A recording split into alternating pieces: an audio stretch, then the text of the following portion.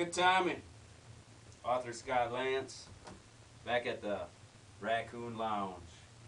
You know, some things really materialize when you start cleaning things up. Empty.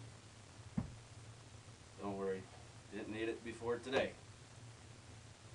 Uh, what happens when you clean up? Short Story Lane 2. It's a book with 3 short stories in it. And a crossword puzzle. Branches. Some more short stories with 2 different endings. Branches, get it? Here's 3 more short stories. Heck, you know what? How about if we read one of these, huh? YouTube says we got about 10 minutes. Pool League 101. 2 more bolts to tighten and we'll have us a brand new table. 8 ball is the name of the game. Henry's Bar and Grill is the game of the same. Wait till our first meet with Southside. Pete knows the good ones. Pete knows the not so good ones. League play starts on Tuesday. Heck, today's Tuesday, but it's still September. Where are you playing? Chuck is the one who's used to carrying the clipboard. I'll put you in the second match. Suits me fine. Bolts tight and the table turned upright. New balls of glare and fancy rolled upon the felt. Smooth. Smooth. The cue sticks are over there, against the wall. Chuck. He's always directing. Yeah, like I won't notice. Pete. Forever correcting the overuse of verbal communication. Just use yes or no. I don't need a whole paragraph. Animals don't talk. Why do we?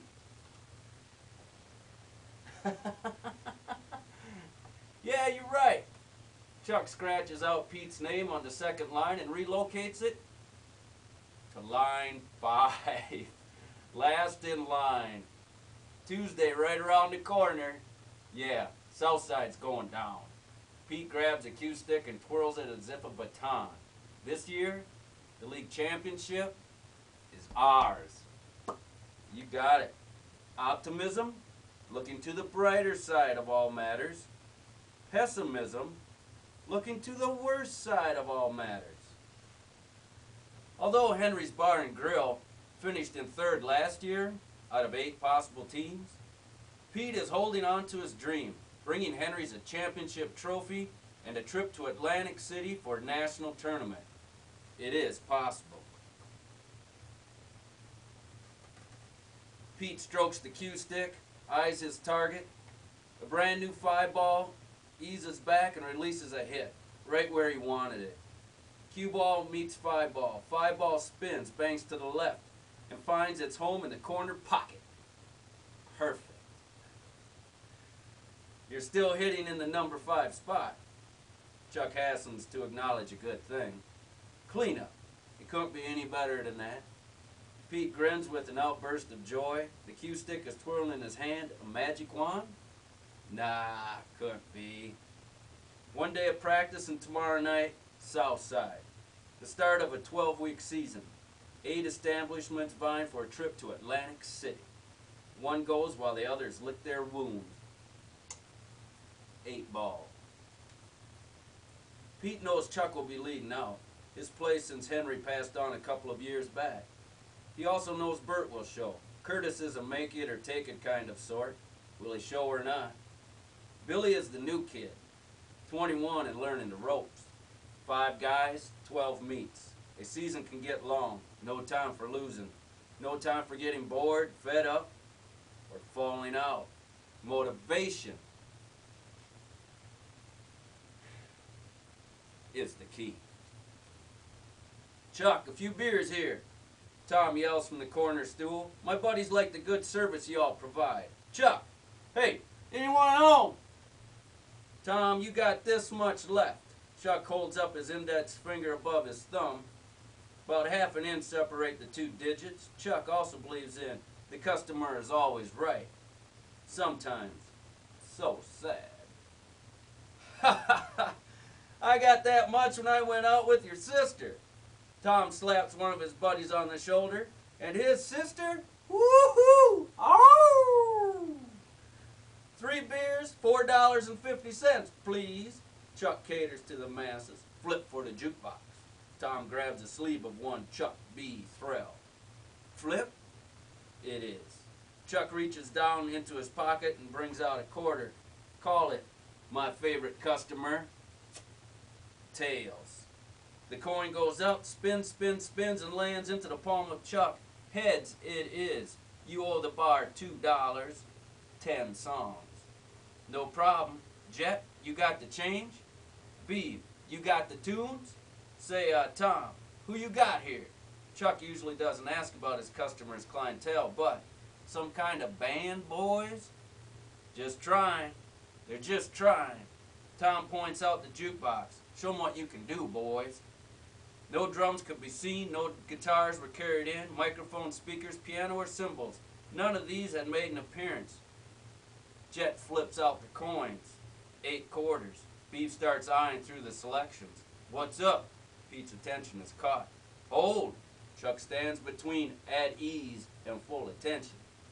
Beeve and Jet listens for the start of their first selection, Old Country Classic by Johnny Cash. Rubbing their hands together, glancing at each other in the ready, and the first note is heard. Cartwheels and tumbling over the tables and under the tables. Ah! Get this act out of here! Chuck can't stand the circus. Remember the clowns, Chuck? Remember, huh? Remember? Tom eggs on. Get out! Chuck doing his famous windmill act, arms out wide, swatting at hooligans. Get out! Get out! Nice one. Pete does acknowledge a good job when he sees one. Still putting yourself as the lead-off man? Why not? Chuck has not a clue as to how Pete would know his lineup. You're bigger than that. That's why I'm the lead man. Yep. Pete walks back over to the felt-covered tables. His mind is not for the shallow. His time is consumed with focus. Focus. His meat ticket counts on personality, respect, image, and soul. Glad I'm not in his shoes. Another day upon us. Pete enters into Henry's Bar and Grill. Chuck? Not today. An older lady, but a fine-looking lady, stands behind the mahogany counter twirling a straw. We fired him earlier this morning. We? Fired? Chuck? Nothing to do but rub those eyes. What happened? Let him go. Fly with the other free birds. Get out. Terminated. You know? Between smacks of her chewing gum. You're Pete, right? Yeah. I need you to take inventory. Direct, demanding. Here's the clipboard. Oh, what was that about being in someone else's shoes? Be careful what you ask for. Author Scott Lance. Good timing.